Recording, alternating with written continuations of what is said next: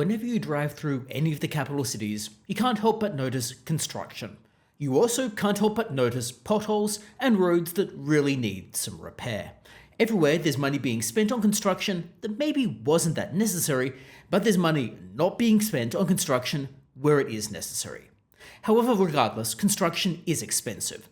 Very expensive. And it can also be inflationary because it drives up the demand for labour, materials, and capital. Now, these problems have not gone unnoticed.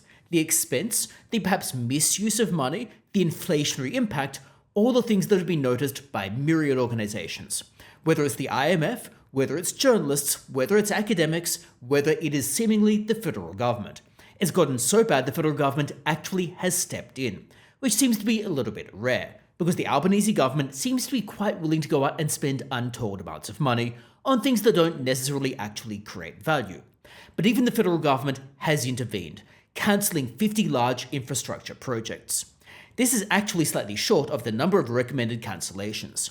It had been reported that in the government's own commissioned report, 80 projects should have been cancelled and 36 should have had their funding cut. At least this is according to the independent review that the government itself commissioned. If the government itself was recommending the cancellation of projects, then that itself is telling. It tells us that money was being spent in a manner that maybe it shouldn't have been. Now, the report also found there'd been some $32.8 billion worth of cost blowouts in an existing $80 billion 10-year infrastructure investment program. $14.2 billion of the blowouts had been on projects that hadn't even begun construction. They were already running over budget and none of the groundwork had been done. A shovel hadn't been picked up and the project was over budget. And they were over budget, not just by a little bit, but by $14.2 billion. The government was therefore stuck with providing ever more money to increasingly expensive projects or redistributing money between projects, or in either case, simply putting money hand over fist into something that maybe shouldn't have actually been funded to begin with. So let's have a look at the government's cancellation and see whether they should have cancelled these infrastructure projects or whether they should have gone ahead, and the implications thereof.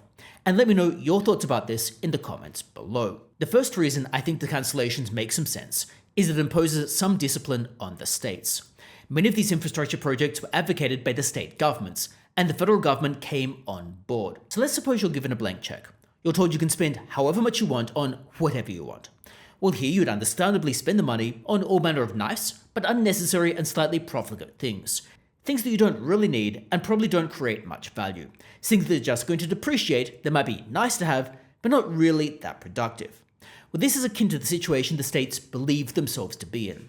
They believe they can spend whatever they want and expect the federal government to come to the table, or expect their taxpayers to ultimately foot the bill through higher taxes, as is the case in Victoria.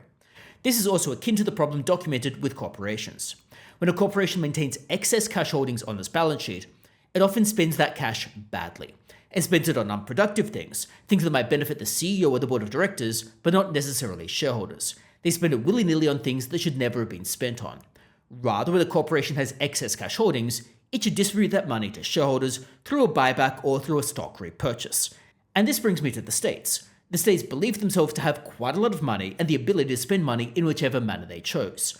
So they chose to engage in pork barreling, chose to engage in projects that weren't properly costed, chose to advocate for projects that should never have gotten off the ground, chose to advocate for projects that would achieve a political cause, but wouldn't necessarily be good value for money. So to think of it this way, a project might cost $100, but if it's only giving you $90 return on your investment, you have lost money.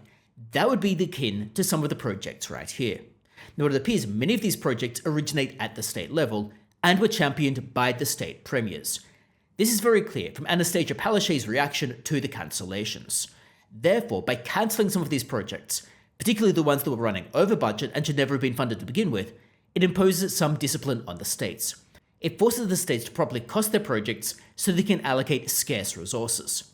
Furthermore, it forces the states to not engage in cost overruns, because what the federal government has done here is it's taken money from cancelled projects and applied that toward the projects with cost overruns that needed to go ahead. It's basically saying to the states, well, you can have these projects that weren't properly costed, that cost much more than you bargained for, but it's going to cost you, and it's going to cost you in reduced funding for other things. It imposes discipline on the state premiers, and therefore these cancellations send an important signal. The second reason the cancellations can make some sense is inflation. At the moment, we've got stubbornly high inflation. Inflation in Australia simply isn't coming back down fast enough. This was behind the reason for why the RBA hiked rates in its November meeting. Inflation is simply too high. The RBA and the IMF have remarked that one of the reasons for the inflation is the massive infrastructure build that the state governments are doing, aided by the federal government. That infrastructure build drives up the demand for labour, drives up the demand for material, and drives up the demand for funding, thereby making everything more costly for everyone else. If the state government is getting all of the labourers, then there aren't as many labourers left over for construction work. If the state government is demanding all the concrete, all the wood, or all the steel, then that drives up the cost for everyone else. It means the cost of doing renovations or repairs on a house go up. It means the cost of building a new house or a new apartment block goes up.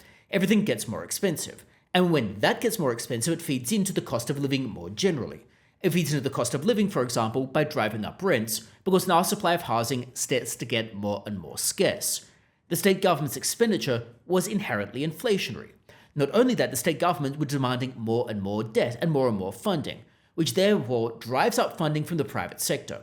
Put differently, if the state government is demanding $1 worth of funding, then removes $1 worth of funding that could have gone to private sector projects. That inherently makes that funding more costly to get access to, because there's more demand for money. And in so doing, some of these infrastructure projects slightly crowd out the private sector access to funding, driving up the cost of capital, which again makes things more expensive and helps to feed into rising mortgage rates. The third reason I think the cancellations make some sense is it helps to protect taxpayers. Taxpayers shouldn't be funding projects that aren't positive net present value, by which I mean taxpayers shouldn't be funding projects where they are making a loss. If you were giving $100 to a project, you want to get a return on investment. You don't want that project to generate $90 worth of value. You want that project to generate significantly more than $100 worth of value. You want the project to actually be beneficial. However, some of these projects appear not to have been costed that way. Some of these projects appear to win just political favours, or just pork barrelling, or the projects appear to have just been exercised with inadequate discipline. And therefore, by scrutinising some of these projects, by cutting the ones that shouldn't have gone ahead, it protects taxpayer funding. And taxpayers' money should not be going to bad infrastructure projects. Now, those are some of the reasons why I think some of these cancellations make sense. However, there is a caveat, and the caveat is that infrastructure spending is still necessary. It is still necessary to upgrade highways, for example, and some of the cancellations do involve cancellations of highway upgrades. Some of those would have been necessary, and we will need to do those at some point in time. Because we'll need to fix up potholes, we might need to widen highways to enable traffic to move more efficiently. There are myriad infrastructure projects that are necessary and that should go ahead. The projects that make it easier to get from point A to point B, make commuting easier and quicker, help to speed up the flow of traffic so people can get to work easier, so the goods can be delivered easier and in less time, so things get less expensive because things are more efficient. Many infrastructure projects are useful, but not all infrastructure projects are worth the money that is being paid. And therefore, when scrutinising some of these things, we need to consider, did the government cut some of the wrong projects? Did the government cut projects that should have gone ahead and leave in place some projects that shouldn't have gone ahead?